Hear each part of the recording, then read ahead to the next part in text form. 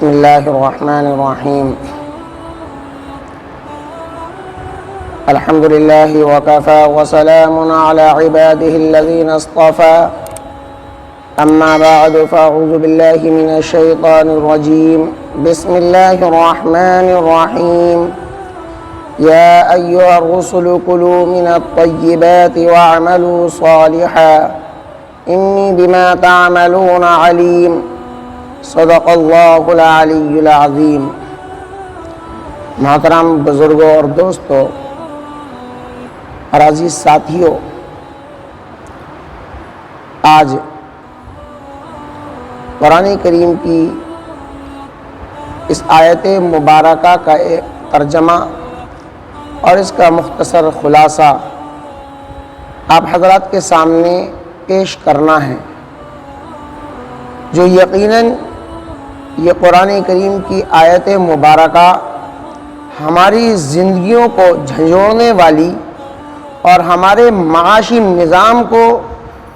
سلجھانے والی، ہمارے معاشی معاملات کو درست کرنے والی یہ آیت ہے، جس کو اگر ہم غور سے سمجھیں اور اس پر عمل کریں تو یقیناً ہمارا معاشی، ہمارا زندگی کا نظام، ہمارا پرسکون ماحول، ہماری زندگی کا امن چین نصیب ہو جائے، ہماری زندگی سے بے چینی، پریشانی، تکلیفیں، مصیبتیں ختم ہو جائیں، ہم امن سکون کی زندگی گزارنے والے بن جائیں۔ اس آیت مبارکہ میں اللہ تعالی نے اپنے برگزیدہ انبیاء اور رسولوں کو مخاطب کر کے حکم فرمایا، یا ایھا الرسل کلوا من الطیبات واعملوا صالحا۔ اے رسولو، اے پیغمبرو، پاکیزہ اور صاف ستھری روزی کھایا کرو، وَعَمَلُوا صَالِحًا، اور نیک اعمال کیا کرو، اچھے اچھے اعمال کیا کرو۔ اِنِّی بِمَا تَعْمَلُونَ عَلِيمٌ، جو اعمال تم کرتے ہو، جو کام تم کرتے ہو، میں ان کو بخوبی جانتا ہوں۔ دوستو، ہمیں غور کرنا ہے کہ اللہ تعالیٰ نے انسانوں میں وہ مقدس جماعت جو تمام انسانوں میں سب سے افضل جماعت ہے، انبیاء علیہ السلام کی جماعت، رسولوں کی جماعت، جن کی ابتدا سے انتہا تک پوری زندگی پاکیزہ اور صاف ستھری ہوتی ہے، اللہ اپنے ان رسولوں کو مخاطب کر کے دو حکم فرماتے ہیں۔ مطلب یہ ہے کہ اللہ تعالیٰ اپنے ان رسولوں کے واسطے سے ہم سب انسانوں کو، خالی مسلمانوں کو نہیں، سارے انسانوں کو یہ پیغام دینا چاہتے ہیں کہ تمام انسانوں، تم ان رسولوں سے، اللہ کے ان پیغمبروں سے، اللہ کے ان نبیوں سے جو اللہ کا پیغام تم تک پہنچاتے ہیں، ان سے یہ سیکھو کہ ہمیں دنیا میں کیسی زندگی گزارنی ہے، جس کے لیے دو کام انتہائی ضروری ہیں۔ ہر انسان پیدا ہونے کے بعد سب سے پہلے جو اس کی ضرورت بنتی ہے وہ اس کی خوراک، اس کا کھانا، اس کا پینا۔ بچہ ماں کے پیٹ سے پیدا ہوتے ہی سب سے پہلے روتا ہے اور رو کر اپنی بھوک اور پیاس کا اظہار کرتا ہے، اور اس کے ماں باپ، اس کے سرپرست اس کے لیے فوراً اس کی بھوک کا انتظام کرتے ہیں، اس کے پیٹ بھرانے کا انتظام کرتے ہیں۔ اور انسان کی انتہا جب بالکل وہ بیمار پڑ جاتا ہے، آخر وقت ہوتا ہے، اس کے سانس آخری آنے لگتے ہیں،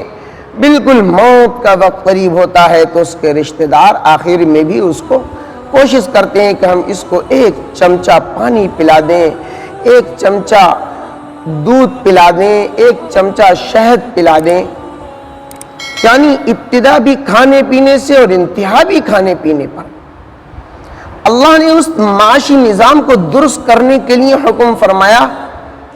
کہ اے انسانوں، ان رسولوں سے، ان میرے پیغمبروں سے، اس مقدس اور پاکیزہ جماعت سے، جس مقدس اور پاکیزہ جماعت کی ابتدا سے انتہا تک صرف ان کا کھانا پینا صاف ستھری چیزیں ہیں، یہ سیکھو کہ اللہ نے جو چیزیں تمہارے کھانے پینے کے لیے تمہیں عطا فرمائی ہیں وہ صاف ستھری پاکیزہ چیزیں ہی کھایا کرو۔ اب ہم سمجھیں کہ اگر دنیا میں انسان صاف ستھری اور پاکیزہ چیزیں کھائے گا تو وہ انسان اس دنیا میں رہ کر کبھی بھی غلط کام نہیں کرے گا، اللہ کی نافرمانی کے کام بھی نہ کرے گا، دنیا میں انسانوں کو تکلیف پہنچانے کے کام بھی نہیں کرے گا۔ اور جو چیزیں اللہ تعالیٰ نے کھانے کے لیے ہمارے لیے حلال کی ہیں، بہت ساری چیزیں جو حلال ہیں، بہت ساری چیزیں جو حرام ہیں، تو جو حلال چیزیں ہیں، جو صاف ستھری چیزیں ہیں،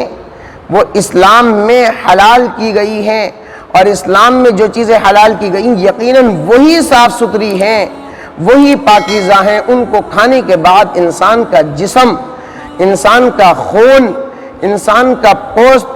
اور گوشت تیار ہوتا ہے تو وہ انسان کا مزاج، اس انسان کا ماحول اچھا بنتا ہے۔ اور جب انسان کھانے پینے کی چیزوں میں 2 قسمیں ہیں، ایک تو صاف ستھری پاکیزہ چیزیں جن کو اللہ تعالیٰ نے حلال کر دیا ہے، سبزیاں ہیں، زمین سے پیدا ہونے والے پھل اور میوہ جات اور غلہ جات ہیں، لیکن اس زمین سے پیدا ہونے والے ان پیڑ پودوں میں سے بہت ساری چیزیں ایسی بھی ہیں جو جائز نہیں ہیں، جو انتہائی تکلیف دہ، نقصان دہ چیزیں ہیں۔ تو کچھ چیزیں وہ ہیں جو حلال ہیں، اور کچھ چیزوں کو اللہ تعالیٰ نے بالکل حرام کر دیا ہے، جیسے شراب کا پینا اللہ تعالیٰ نے حرام کر دیا۔ جانوروں میں بہت سارے ایسے جانور جن کے گوشت کو اللہ تعالیٰ نے حرام کر دیا، ان کا کھانا ناجائز اور حرام ہے۔ تو صاف ستھری چیزیں کھانے سے مراد اللہ تعالیٰ کی یہ ہے کہ ایک تو وہ چیزیں کھاؤ جو اللہ تعالیٰ نے تمہارے لیے حلال کی ہیں، ان کو کھانے سے تمہارا جسم میں خون اور گوشت جو تیار ہوگا وہ بہترین اور اچھا ماحول بنائے گا۔ دوسری بات یہ ہے کہ جو چیزیں اللہ نے حلال کی ہیں اب ان کو بھی حلال طریقے سے حاصل کر کے ہی کھاؤ۔ جو چیز اللہ نے تمہارے لیے حلال کی ہے اسے چوری کر کے مت لاؤ۔ اللہ نے جو چیز تمہارے لیے حلال کی ہے اگر اس کو تم حرام طریقے سے چوری کر کر لائے، کسی کی بغیر اجازت کے اس کے باغ میں سے تم نے اس کا پھل توڑ لیا، کسی کی دکان پر سے اس کی آنکھ بچنے پر تم نے اس کی دکان سے کوئی سامان اٹھا لیا، کسی دکاندار نے غلط طریقے سے تم سے پیسہ حاصل کر لیا، جھوٹ بول کر تم نے پیسہ کما لیا، تم نے ناجائز طریقے سے دھوکہ دے کر کسی کے مال پر قبضہ کر لیا، تو اب اس ذریعے سے جو چیزیں تم حلال چیزیں بھی حاصل کرو گے تو وہ بھی تمہارے لیے حرام ہو جائیں گی۔ اس قرآن کی آیت میں اللہ تعالیٰ نے دونوں چیزوں کو بہت ترتیب سے بیان فرمایا، بہت مختصر جملے میں بیان فرمایا کہ اللہ کی حلال کردہ چیزیں کھاؤ اور حلال چیزوں کو حلال طریقے سے حاصل کر کے کھاؤ، حلال چیزوں کو حلال طریقے سے حاصل کر کے کھاؤ، جو حرام چیزیں ہیں ان کو مت کھاؤ اور جو حلال چیزیں ان کو حرام طریقے سے حاصل کر کے مت کھاؤ، یعنی رزق حلال کھاؤ۔ اب اس رزق حلال کھانے کے فوائد کیا ہوں گے اللہ تعالیٰ نے اس کا بھی حکم فرمایا، وَعَمَلُوا صَالِحًا، اور اچھے اچھے نیک اعمال کرو۔ اور مفسرین فرماتے ہیں کہ جب بندہ حلال پاک صاف ستھری چیزیں کھاتا ہے اور حلال پاک صاف ستھری چیزوں کو جائز طریقے سے محنت کر کے، کاروبار کر کے، سچ بول کر سچا کاروبار کر کے بغیر دھوکہ، بغیر جھوٹ، بغیر فریب، جوئے سٹے کے بغیر حلال طریقے سے کسی کا دل دکھائے بغیر حاصل کر کے اس کو حاصل کر کے کھاتا ہے، تو اس کھانے کے بعد، اس غذا کے بعد، وہ غذا سے جو اس کا جسم تیار ہوتا ہے، اس کی اولاد کا جسم تیار ہوتا ہے، اس کے دل میں یقیناً ایٹومیٹکلی نیک اعمال کرنے کی صلاحیت پیدا ہوتی ہے۔ اس مبارک مہینے رمضان میں بھی ہم دیکھتے ہیں کہ ہمارے بہت سارے دوست و احباب اس مبارک مہینے میں اللہ کی رحمتیں برس رہی ہیں، لیکن پھر بھی گناہوں میں ملوث رہتے ہیں، تو یقیناً کہیں نہ کہیں ان کی روزی کا معاملہ صحیح نہیں ہوتا، وہ روزی کہیں نہ کہیں اپنی خراب کر رہے ہوتے ہیں۔ ہمیں یہ یقین رکھنا چاہیے کہ رزق دینے والا اللہ ہے، رزق کا وعدہ اللہ نے فرمایا، اللہ کے رسول صلی اللہ علیہ وسلم نے فرمایا الرزق مقسوم والحریص محروم، رزق تو اللہ کی طرف سے بٹا ہوا ہے اور لالچی آدمی محروم رہ جاتا ہے۔ اللہ نے رزق تو متعین کر دیا ہے، ہمیں حلال طریقے سے محنت کر کے کوشش کر کے اس کو حاصل کرنا ہے۔ اللہ نے حکم فرمایا ہے سورہ جمعہ کے اندر، یا ایھا الذین آمنوا اذا نودی للصلاۃ من یوم الجمعۃ فاسعوا الی ذکر اللہ وذروا البیع ذلکم خیر لکم ان کنتم تعلمون فاذا قضیت الصلاۃ فانتشروا فی الارض وابتغوا من فضل اللہ واذکروا اللہ کثیرا لعلکم تفلحون۔ اے لوگوں، نماز پوری کر کے تم اللہ کی طرف سے جو تمہارے لیے روزی طے کی گئی ہے اس کو حاصل کرو، اور اس کو حاصل کر کے تم خوب اللہ کو یاد کرو، اللہ کا ذکر کرو، اچھے اچھے اعمال کرو۔ تو یقیناً جب آدمی حلال پاک صاف ستھری روزی حلال پاک طریقے سے حاصل کر کے خود کھاتا ہے، اپنے بچوں کو کھلاتا ہے، تو اس کو نیک اعمال کی توفیق ہوتی ہے۔ اس مبارک مہینے میں بھی اس کو روزے رکھنے، تراویح پڑھنے، نمازوں کا اہتمام کرنے کی توفیق ہوتی ہے۔ آج اگرچہ ہمارا مسجدوں میں آنا مشکل ہو گیا ہے، تو جو اللہ کے بندے حلال روزی کھاتے ہیں وہ اپنے گھروں میں عبادت کر رہے ہیں، تراویح کا اہتمام کر رہے ہیں۔ تو ہمیں اس بات پر غور و فکر کرنا چاہیے کہ ہمیں حلال ہی روزی حاصل کرنی ہے۔ اب یہ حلال روزی کیسے حاصل ہوتی ہے؟ اس حلال روزی کے حاصل کرنے کے کیا طریقے ہیں؟ اللہ تعالیٰ نے ہمیں کاروبار کرنے کا حکم فرمایا۔ اللہ کے رسول صلی اللہ علیہ وسلم نے فرمایا التاجر الصدوق الامین مع النبیین والصدیقین والشہداء، سچا تجارت کرنے والا میدان حشر میں قیامت کے دن انبیاء علیہم السلام، صدیقین کے ساتھ، شہداء کے ساتھ ہوگا۔ سچ بول کر تجارت کرنا چاہیے، ہمیں دکان پر سچ بول کر اپنا مال بیچنا چاہیے، خریدے تو سچ بول کر، بیچے تو سچ بول کر، ملاوٹ نہ کریں۔ آج ہر چیز کے اندر ہماری ملاوٹ ہو رہی ہے،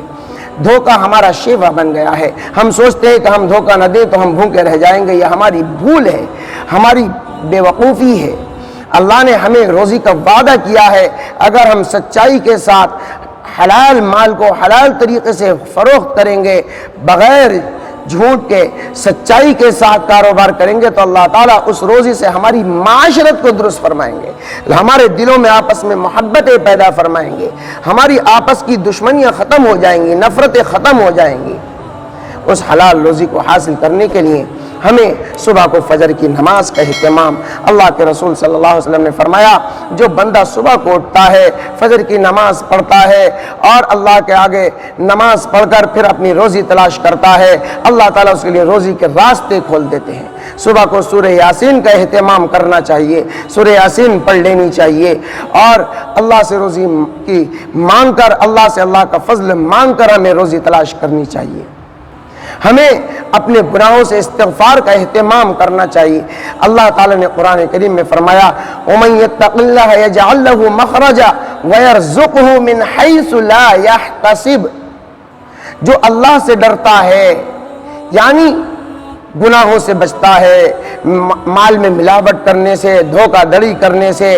اور گڑبڑ کرنے سے بچتا ہے، اور گناہوں سے بچتا ہے، استغفار کرتا ہے، اللہ تعالیٰ اس کو ایسی جگہوں سے روزی دیتے ہیں جہاں سے اسے وہم و گمان بھی نہیں ہوتا، اسے اندازہ بھی نہیں ہوتا، اور وہاں سے اسے روزی ملتی ہے۔ قرآن کریم کی ایک آیت میں اللہ تعالیٰ نے فرمایا وَأَنِ اسْتَغْفِرُوا رَبَّكُمْ ثُمَّ تُوبُوا إِلَيْهِ يُمَتِّعْكُمْ مَتَاعًا حَسَنًا إِلَىٰ أَجَلٍ مُّسَمًّى وَيُؤْتِ كُلَّ ذِي فَضْلٍ فَضْلًا۔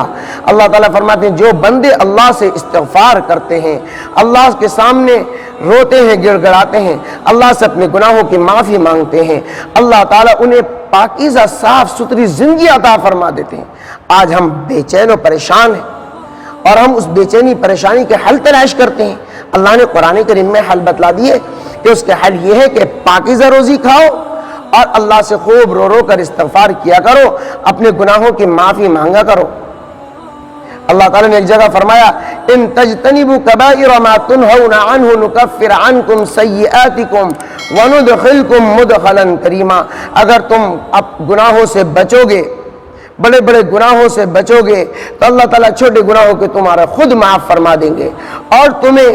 دنیا میں بھی اور آخرت میں بھی عزت کی جگہوں پر